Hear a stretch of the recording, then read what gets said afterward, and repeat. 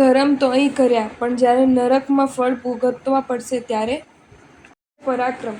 અજૈનભાઈએ ગ્લાન મુનિની 4 મહિના અદ્ભુત સેવા કરી.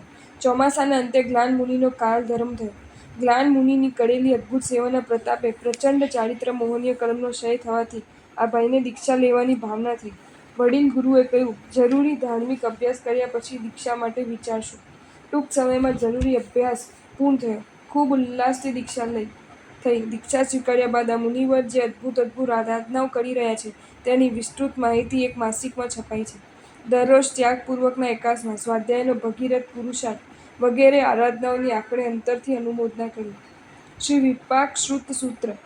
અયોમ યંસી સમજોઈ ભૂયસિંહાસનંસી નિવિસાવેન્તિ.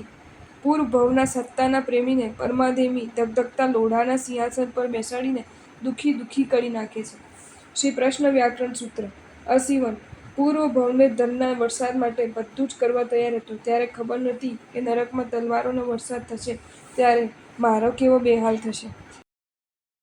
જો તમને આ વિડીયો ગમ્યો હોય તો આ વિડીયોને લાઈક કરો અને મારી ચેનલ જૈન ફેક્ટ્સ એન્ડ સ્ટોરીઝને સબસ્ક્રાઈબ કરો. ધન્યવાદ.